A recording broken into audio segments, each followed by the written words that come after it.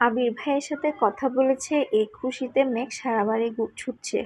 কে বলবে এই মেয়েটির 1 সপ্তাহে রুম থেকে বের হয়নি, কারোর সাথে কথা পর্যন্ত বলেনি। আজ সে মিম আর আদিকে নিয়ে দুষ্টামি খুনসুটিতে মগ্ন। মিম আর আদিও যেন আপুকে পেয়ে বড্ড খুশি। হঠাৎ জান্নাত আপু বাড়িতে ঢুকলো। মেঘকে এত হাসি খুশি দেখে জান্নাত আপুও খুশি হলো। এই 1 সপ্তাহে জান্নাত আপু যতদিন এসেছে প্রতিদিনই মেঘ মনমরা হয়ে বসে থাকে। পড়া ধরলে পারলে বলে, না পারলে চুপ থাকে।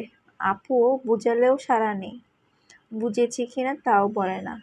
জান্নাত আপু কম করে হলেও 20 বার জিজ্ঞেস করে, মেঘ তোমার কি কিছু হয়েছে বলো। মেঘ কিছুই বলে না। এতে জান্নাত আপু চিন্তিত ছিল। উনি নিজে থেকে অনেক বুঝিয়েছেন রেজাল্ট নিয়ে যেন চিন্তা না করে, অ্যাডমিশন টেস্ট নিয়ে যেন না ভাবে, কিন্তু মেঘ এসবে কোনো সাড়া দেয়নি। তাই আজ মেঘকে খুশি দেখে জান্নাত আপুর মুখে মুখে সহসা হাসি ফুটে উঠেছে। জান্নাত আপু ডাকলে, মেঘ। সোফায় বসা মেঘ পেছন ফিরে তাকিয়ে জান্নাত আপুকে দেখে ছুটে আসে। মেঘ, আপু কেমন আছো? জান্নাত, আলহামদুলিল্লাহ ভালো। তুমি কেমন আছো? মেঘ, আলহামদুলিল্লাহ ভালো। আপু তুমি একটু বসো, আমি রুম থেকে বই খাতা নিয়ে আসছি। বলে সিঁড়ি দিয়ে ছুটছে রুমের দিকে। জান্নাত হাস্যোজ্জ্বল মুখে তাকিয়ে আছে মেঘের দিকে। সত্যি বলতে ছটফটে স্বভাবের মেয়েরা হঠাৎ শান্ত হয়ে গেলে সবার নজরে পড়ে যায়। মেঘের ক্ষেত্রেও তেমনটা হয়েছে। জান্নাত আপুর পড়ায় মেঘের সম্পূর্ণ মনোযোগ আছে আজ। পড়ানোর আগেই সব বুঝে ফেলেছে। জান্নাত আপু পড়িয়ে যাওয়ার পর আরও 1-2 ঘন্টা মিম আর আদির সাথে আড্ডা দিয়েছে মেঘ। নিজেও পড়ছে না, ওদেরকেও পড়তে দিচ্ছে না। এতে অবশ্য মা কাকে কিছু বোঝে না। মেয়েটা যে হাসি খুশি আছে এতেই সবার ভালো লাগছে। মোজাম্মেল খান এবং আলী আহমদ খান বাসায় ফিরেছেন কিছুক্ষণ আগে। ফ্রেশ হয়ে খেতে বসেছেন। মেঘও আজ সবার সাথে খেতে বসেছে। আবির ভাইয়ের চেয়ারের দিকে তাকিয়ে মুচকি হাসলো, মনে মনে বলল, মিস ইউ আবির ভাই। আলী আহমদ খান মেঘকে জিজ্ঞেস করলেন, মেয়েটা ভালো পড়াচ্ছ তো আম্মু? মেঘ হাসি মুখে উত্তর দিল, আপু অনেক ভালো পড়ায় বড় আব্বু, কোনো সমস্যা হলে জানিও। স্বাভাবিকভাবে কথাটা বললেন আলী আহমদ খান। মেঘও শান্ত স্বরে বলল, ঠিক আছে বড় আব্বু। সব মেঘ রুমে এসে শুয়ে পড়েছে। আজ পড়তে একটু ইচ্ছে করছে না। আবির ভাইয়ের সাথে কথা বলার খুশি সাথে এটাও অনুভব করেছে সে আবির ভাইকে ভালোবেসে ফেলেছে। এসব ভেবে মেঘের ওষ্ঠ ছড়িয়ে আসে। সহসা ডাটা অন করে আবির ভাইয়ের আইডিতে ঢুকে। সেদিন রাগ করে ছবি ডিলিট করার পর আজ ছবিগুলো ডাউনলোড করেনি। আজ আবার ইচ্ছে হলো ছবিগুলো সেভ করার। এখন আর রাগ অভিমানে আবির ভাইয়ের ছবি ডিলিট করবে না, এ প্রতিজ্ঞাই করলো। আবির ভাই আইডিতে ঢুকতেই একটা পোস্ট চোখে পড়ে, আমার স্বপ্নগুলো হাতছানি দে সন্ধ্যা তারার মাঝে। সাথে কক্সবাজারের সমুদ্র সৈকতে তোলা একটি ছবি। 2 ঘন্টা আগে পোস্ট করেছেন। মেঘ সঙ্গে সঙ্গে ছবিতে কেয়ার রিয়েক্ট দিল। একটা লাভ ইমোজিও কমেন্ট করলো। আবির ভাইয়ের ছবি দেখে মেঘের কক্সবাজার যেতে খুব ইচ্ছে করছে, কিন্তু চাইলেও তো সব ইচ্ছে পূরণ হয় না। এক দৃষ্টিতে ছবিটা কিছুক্ষণ দেখলো, তারপর আস্তে আস্তে সব ছবি সেভ করতে লাগলো। গ্যালারিতে একটা অ্যালবাম খুললো, নাম দিল পৌকি ট্রাম্পেল।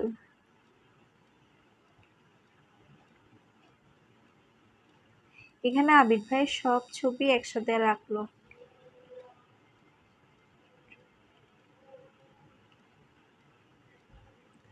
আবির ভাইকে দেখতে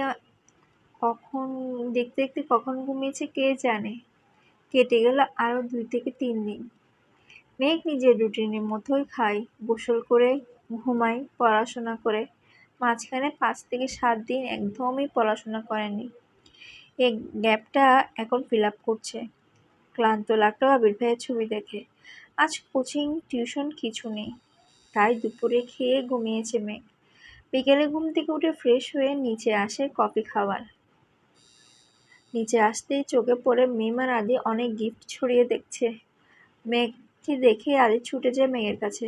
আদি, দেখো আপু, দেখো ভাইয়া কত গিফট নিয়ে আসছে আমাদের জন্য। অনেকগুলো শামুক এনেছে, সবার নাম লেখা। আসো আসো। এর মধ্যে মিম দুইটা শামুক নিয়ে এসেছে। দেখো আপু, তোমার নামের একটা, আমার নামের একটা। মেঘ এক পলক তাকালো শামুকের দিকে। শামুকগুলোর উপরে সুন্দর করে বেশে আছে নামটা। মেঘ উত্তেজিত কণ্ঠে জিজ্ঞেস করলো, আবির ভাই কখন এসেছে? মিম হাসিমুখে উত্তর দিল, কিছুক্ষণ আগেই এসেছে। মেঘ আর কিছু না বলে সিঁড়ি দিয়ে ব্যস্ত পায়ে উঠতে লাগলো। মিম পেছন থেকে ডাকলো, আপু কোথায় যাচ্ছ? আরো গিফট আনছে ভাইয়া, আসো দেখে যাও। মেঘ গলা উঁচু করে বলল, একটু পরে আসছি। ফুটোপুটি করে উঠে অন্তহীন ছুটে আবির ভাইয়ের রুমের দিকে। ঠিক দরজার সামনে এসে থামে। উত্তেজিত হাতের ধাক্কায় চাপানো দরজা সহসা খুলে গেল। আবির শাওয়ার শেষ করে কোমরে টাওয়েল জড়িয়ে উন্মুক্ত শরীরে ওয়াশরুম থেকে বের হয়েছে মাত্র। সারা শরীরে বিন্দু বিন্দু পানিতে চিকচিক করছে। প্রশস্ত বুকের লোমগুলো পানি জমে আছে। চুল থেকে টুপ টুপ করে পানি পড়ছে। মেঘের দিকে নির্বাক চোখে তাকিয়ে আছে আবির। মেয়েটা এলোমেলো চুলগুলো উঠছে এদিক সেদিক। এই কয়েকদিনে অষ্টাদশীর মুখটা মলিন হয়ে গেছে, গায়ের রংটাও কিছুটা চেপে গেছে। গভীর দৃষ্টিতে তা পরখ করতে ব্যস্ত আবির। এদিকে আবির ভাইয়ের আবেশিত নেশাভরা চোখের চাউনিতে অষ্টাদশীর কম্মন মনে অশান্ত অস্থির ঢেউ আছড়ে পড়ে। মনে হচ্ছে সিডর, আয়লা, জলোচ্ছ্বাস সবকিছু একসাথে হানা দিয়েছে। এতদিন পর প্রিয় মানুষটাকে দেখছে, তাও আবার এই অবস্থায়। আবির ভাইকে এই অবস্থায় দেখে মেঘের অন্তঃস্থলে শিহরণ জাগায়। মেঘের মনে অকস্মাৎ গান বেজে উঠল। দৃষ্টিতে যেন সে রাসপুতিন, খুন হয়ে যায় আমি প্রতিদিন। নামধাম জানি, সাথে তার সব কিছু, তবুও নিলাম আমি তার পিছু। টেনে হিচড়ে অনেক কষ্টে দৃষ্টি নামালো মেঘ। বক্ষস্পন্দন জোরালো হলো। অষ্টাদশীর ভেতরটা ভরে এলো। এ যেন প্রশান্তির হাওয়া। আবির তখন দুর্বোধ্য দৃষ্টিতে তাকিয়ে আছে অষ্টাদশীর পানে। মেঘ গলা খাঁকড়ে নিয়ে দীর্ঘশ্বাস ফেলে মাথা নিচু করে কাঁপা কাঁপা কণ্ঠে বলল, সরি। আবিরের এবার হুঁশ ফিরে। অবাক চোখে তাকিয়ে কপাল কুঁচকে বলল, সরি কেন? মেঘ কণ্ঠ খাদে নামে জবাব দিল, অসময়ে চলে আসছি তাই। এটুকু বলেই চলে যেতে নে মেঘ। আবির হঠাৎই গম্ভীর গলায় বলে উঠল, দাঁড়া, কি বলতে এসেছিলি বল। মেঘ তৎক্ষণাৎ শীতল কণ্ঠে বলল, ভুলে গেছি। আবির কয়েক সেকেন্ড তাকালো, ঠোঁটের কোণায় দুষ্টু হাসি নিরুদ্যোগে কণ্ঠে বলল, মনে করে বল, তারপর যাবি। আবির ভাইয়ের কথা শুনে মেঘের হাত পা কাঁপাকাঁপি শুরু হয়ে গেছে। আবির ভাই থাপ্পড় দিবে না তো? মেঘ নরম স্বরে আস্তে ধীরে আবারও বলল, সরি আবির ভাই, এভাবে আর রুমে ঢুকবো না, সরি। আবিরের কণ্ঠে দ্বিগুণ ভারী করে বিরক্ত নিয়ে বলল, তোর ন্যাকামি করছিস কেন মেঘ? তুই কি চাচ্ছিস এখন আমি চিৎকার দিয়ে বাড়ির সব মানুষগুলো জড়ো করে বলি, ও মা গো, ও বাবা গো, মেঘ আমার সর্বনাশ করে ফেলেছে, আমায় খালি গায়ে দেখে ফেলেছে, এখন আমার কি হবে? আবির ভাইয়ের মুখে এমন কথা শুনে মেঘ হাঁ করে তাকালো আবির ভাইয়ের দিকে। আবির ভাইয়ের খালি গা থেকে মনের ভিতরে পুনরায় উথাল পাতাল শুরু হচ্ছে।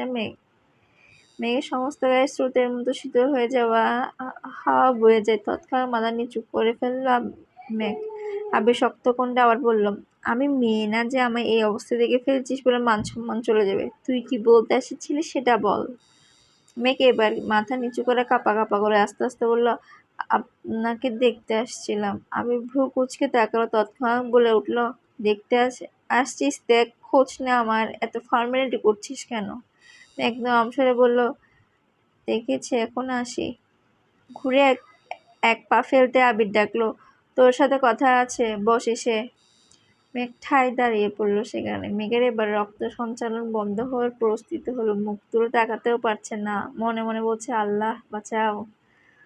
আবির আবার বলল, বসতে বললাম তো তোকে। মেঘ ধীরে স্থির পায়ে এগিয়ে এসে বিছানার কোণায় এসে বসেছে।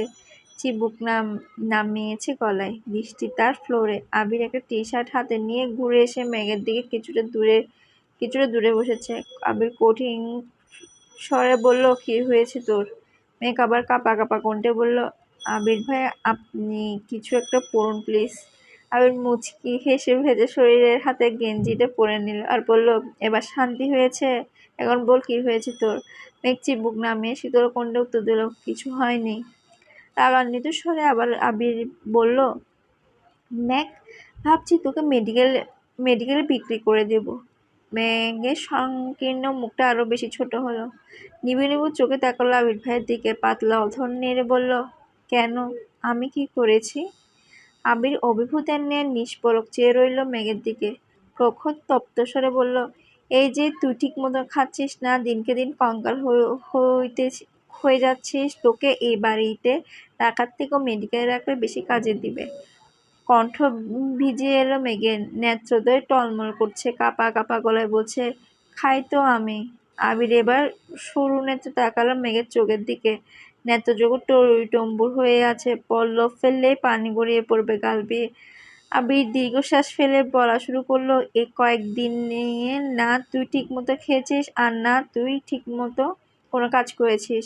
খাওয়া আর ঘুম যে ঠিক মতো করিসনি তা তোকে দেখলেই বুঝে যাচ্ছে। চুলগুলো কতদিন আঁচড়াসনি আল্লাহ জানে। এমনকি তুই পড়াশোনা করছিস না, কোচিং টিউশন প্রতিটা পরীক্ষায় কম নাম্বার পেয়েছিস। একটু থেমে রাগের কটমট করে বলল, তুই কি পড়াশোনা করতে চাচ্ছিস না? তুই পড়াশোনা না করলে বল, আমি বাড়ির সবার সাথে কথা বলে নিব। আজকে এরপর কোনোদিন তোর বই নিয়ে বসতে হবে না। এর জন্য তোকে কেউ কিছু বলবে না। মেঘের গাল বেয়ে অঝরে পানি পড়ছে। কান্নারত কণ্ঠে বলল, আমি পড়াশোনা করব। আবির পুনরায় গরুভার কণ্ঠে বলল, এক সপ্তাহে কোচিং টিউশনের পরীক্ষায় কম নাম্বার পাওয়ার কারণ কি? মেঘ ভর্ণিতা ছাড়িয়ে বলে উঠল, কম পায়নি তো। আবির দাঁতের দাঁত চেপে কণ্ঠ 3 গুণ ভারী করে বলল, আমার সামনে অন্ততপক্ষে মিথ্যা বলিস না। প্রতিটা 30 মার্কের পরীক্ষায় তুই 12, 15 থেকে 20 পেয়েছিস।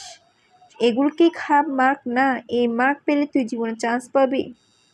মেঘ অকস্মাৎ আবির ভাইয়ের দিকে তাকিয়ে আওয়াজবিহীন কান্নায় গাল বেয়ে গলায় এসেছে অশ্রুরা অশ্রুরা ভেজা কণ্ঠে অবাক চোখে তাকিয়ে বলল, আপনি কিভাবে জানেন? আবির উদ্বেলিত ভঙ্গিতে তাকিয়ে আছে অষ্টাদশীর পানে, শক্ত কণ্ঠে বলল, মেঘ, আমি তোকে ছাড় দিয়েছি, ছেড়ে দেনি। তুই কি ভাবছিস তোর কোনো খবর আমার কাছে নাই? তোর কোচিংয়ের পরিচালক আমার স্কুল ফ্রেন্ড। তাছাড়াও তোর নাম্বারের পাশে গার্ডিয়ান যে নাম্বারটা দেওয়া কোচিংয়ে, সেটা আমার নাম্বার। তুই পরীক্ষায় কত পাস, তোর কবে কি পরীক্ষা, সব মেসেজ যেমন তোর কাছে যায় তেমনি আমার কাছেও আসে। তোর টিউশনের স্যারও আমার পরিচিত। তুই যেদিকে পা দিবি সবটাই আমার দখলে। তাই মিথ্যা বলা, কোনো কিছু লুকানোর চেষ্টা কখনোই করিস না। মেঘ হাক্কামাক্কার মতো তাকিয়ে কথাগুলো শুনল। দুরু দুরু বুক কাঁপছে।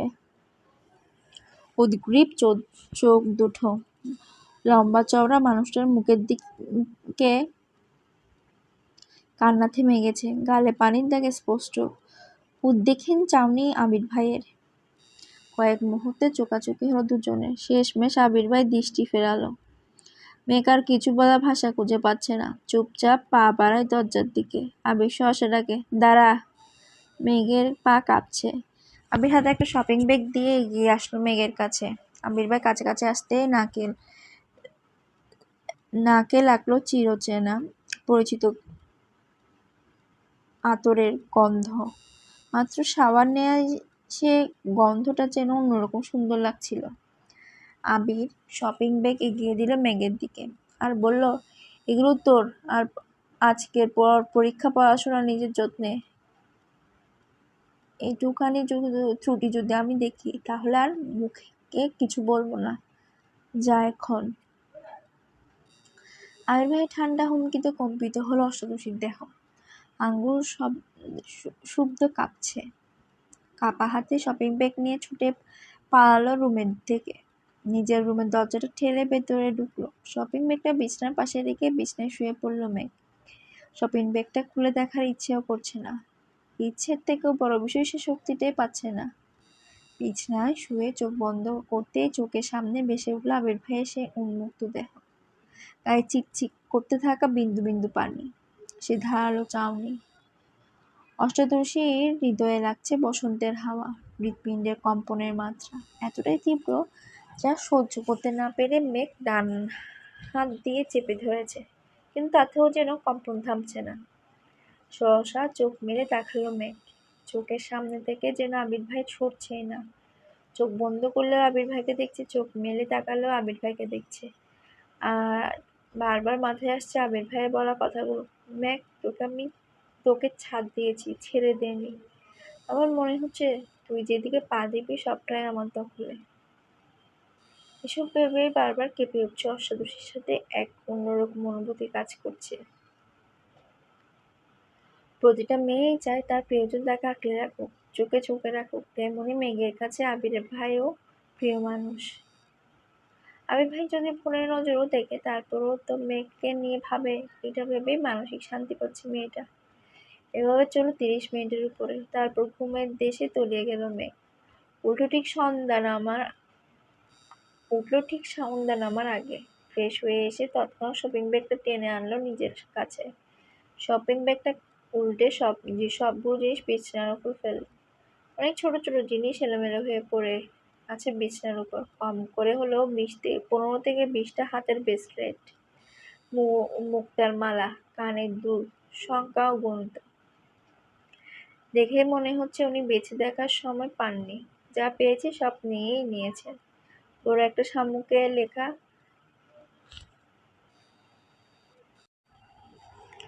মাই পারস্যুট, আর একটা শামুকে লেখা মাহদিবা খান মেঘ।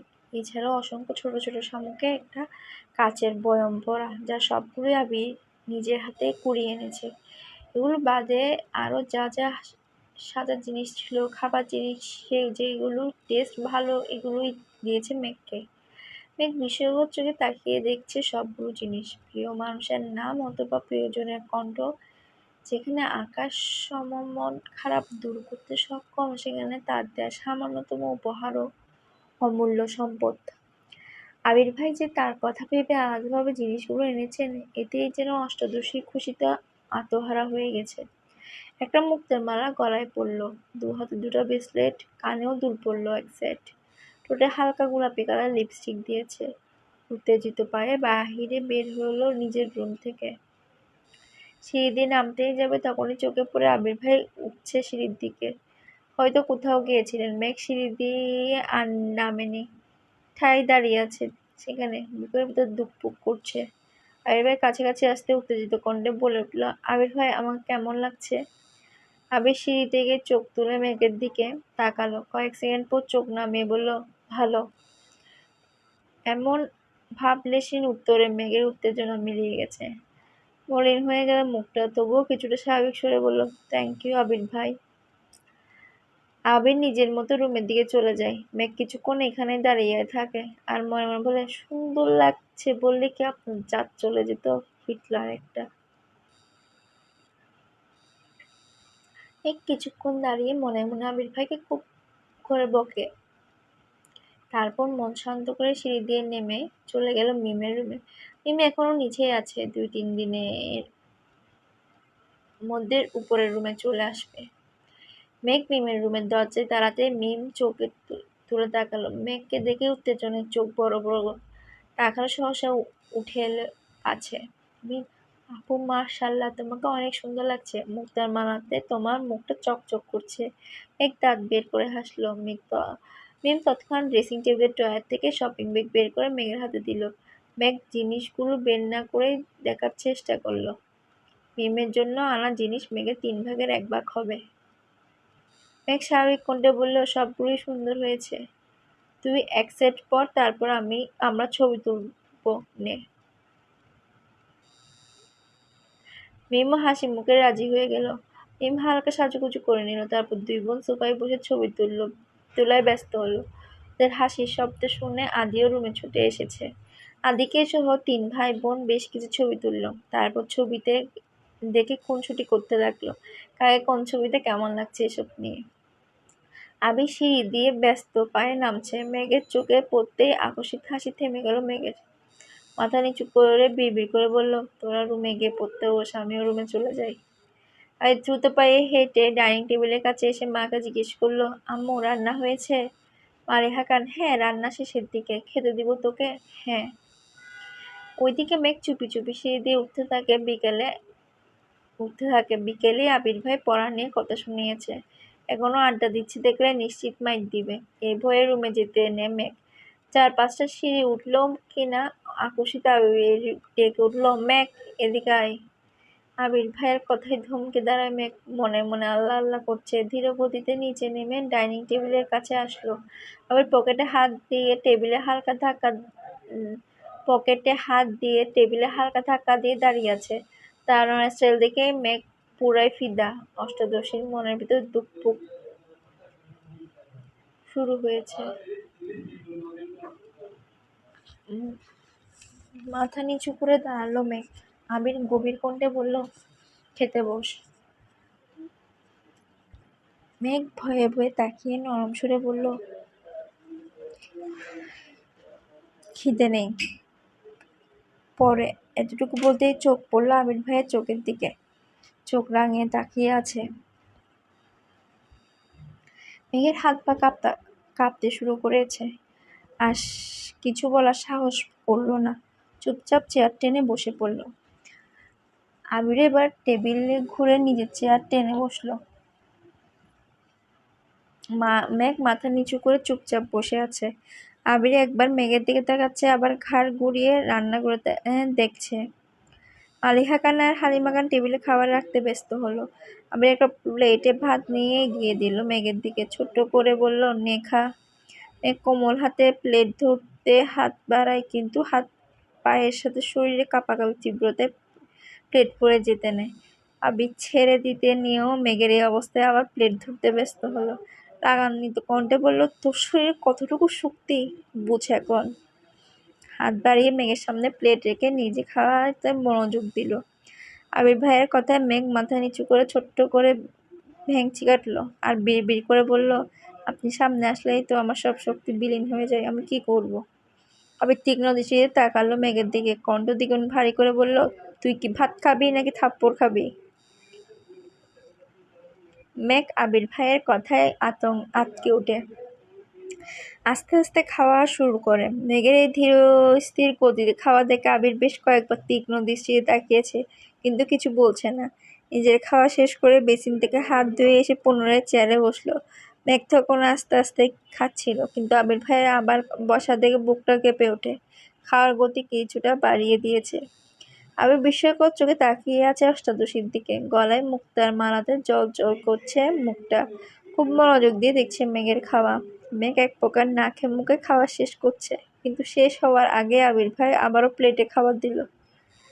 মেঘ থাপ্পড়ের বয়ে বলতে চেয়েও কিছু বলতে পারছে না।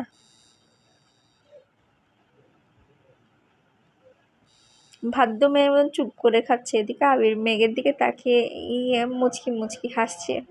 হালিমা খান আর মালিহা খান রান্নাঘরে কাজ করছিলেন, কিন্তু আবিরের এমন কর্মকাণ্ডে তারাও জেনে খুশি হয়েছেন।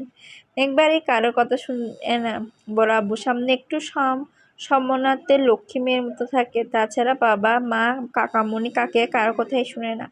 তানভীর এত বছর ধমকে একটু একটু খাওয়াতো, কিন্তু সারাদিন মুখ ভোতা করে রাখতো। তানভীর সারাদিন শেষে রাতের বেলা বোনের জন্য এটা সেটা কিনে এনে বোনের রাগ ভাঙাতো। এত বছর পর আবির যেন দ্বিতীয় ব্যক্তি, যে মেঘকে শাসন করে, জোর করে খাওয়ায়, আর মেঘ যেন বাধ্য মেয়ের মতো সবকিছু মেনে নেয়। তানভীর ভাইয়ের সামনে তেজ দেখালেও আবির ভাইয়ের সামনে মেঘ একেবারে নিশ্চল হয়ে যায়।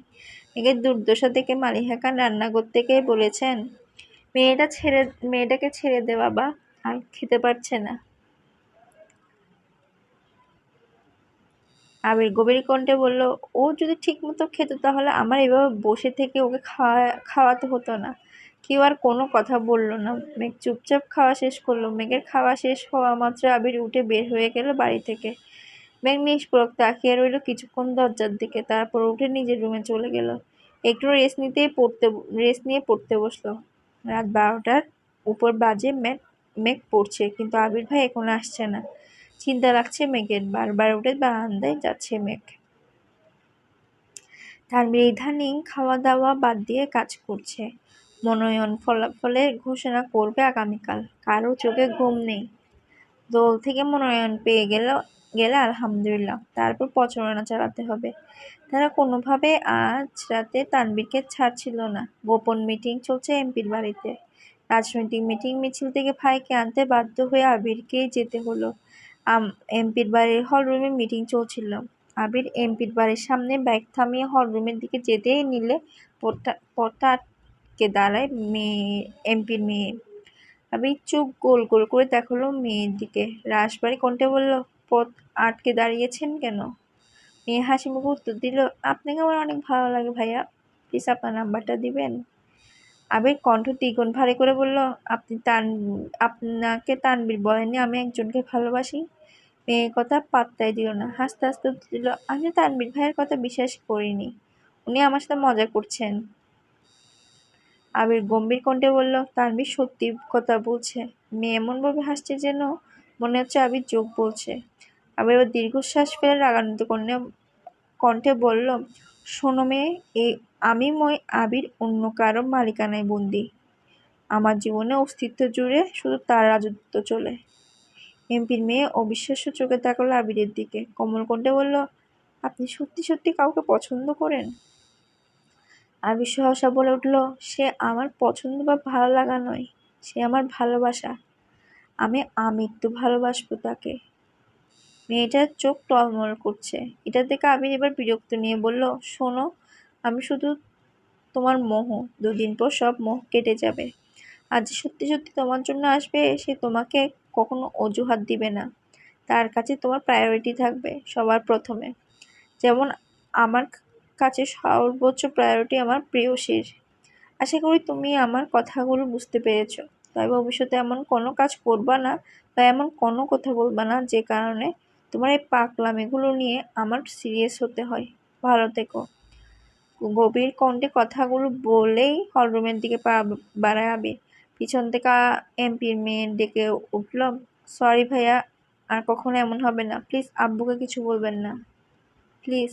আবির মুচকি হাসলো, মেয়েটা যে তার কথা বুঝতে পেরেছে এতেই ভালো লাগলো আবিরের। হলরুমে ঢুকেই সালাম দিল এমপিকে।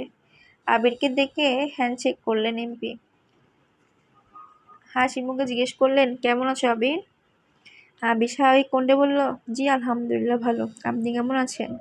এমপি এবার চিন্তিত স্বরে বললেন, আলহামদুলিল্লাহ ভালো, তবে নির্বাচন নিয়ে একটু ঝামেলায় আছি। তা তোমার কোনো দরকার ছিল? আবির ঠান্ডা কণ্ঠে বলল, আসলে তানবীরকে নিতে এসেছিলাম, এত রাত কিভাবে যাবে এর জন্য। এমপি আবারও হাসি মুখে বলল, মিটিং শেষ, খাওয়া দাওয়া করে চলে যেও। আবির বলল, আমরা খাবো না, অনেক রাত হয়ে গেছে, অন্য কোনো সময় খাবো। এমপিও জোর করলেন না। আবির তানবীরকে নিয়ে বের হলো বাড়ি থেকে। বাইকে আবিরের পেছনে চুপচাপ বসে আছে তানবীর। অনেকটা পথ যাওয়ার পর তানবীর ভয়ে পেয়ে বলল, ভাইয়া, এমপির মেয়ের সাথে দেখা হয়েছিল? আবির বলল, হ্যাঁ। তানবীর আস্তে আস্তে বলল, তাই কি কিছু বুঝাতে পারছো? আবির গভীর কণ্ঠে বলল, আমার বুঝানো তো বুঝিয়েছি, কিন্তু সে কতটা বুঝেছে এটাই এখন মূল বিষয়। তানবীর এবার অভিযোগের স্বরে বলল, আমি কি করব বলো ভাইয়া, কোনো দরকারে এমপির সাথে দেখা করা, গুরুত্বপূর্ণ মিটিং, সবকিছু এমপির বাড়িতেই হয়। আমার দেখা যায় প্রতিদিন অন্ততপক্ষে 2-1 বার এমপির বাড়িতে আসতে হয়।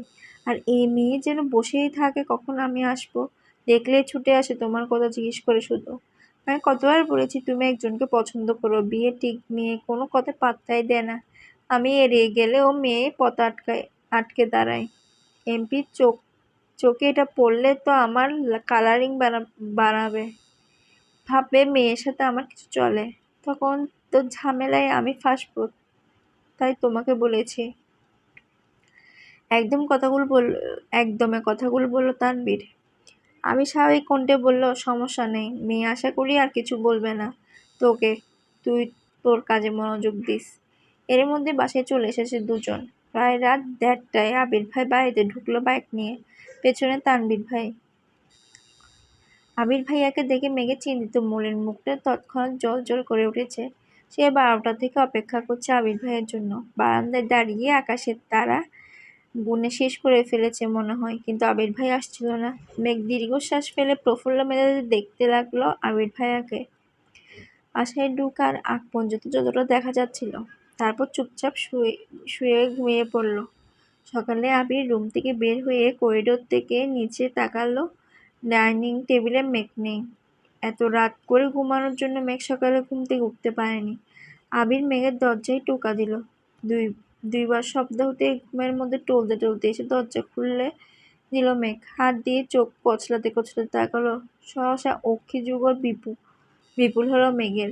আবির বিমোহিত লোচনে চেয়ে আছে অষ্টাদশীর মুখের পানে। সদ্য ফুটে ওঠা পদ্ম ফুলের ন্যায় সুন্দর লাগছে মেঘকে।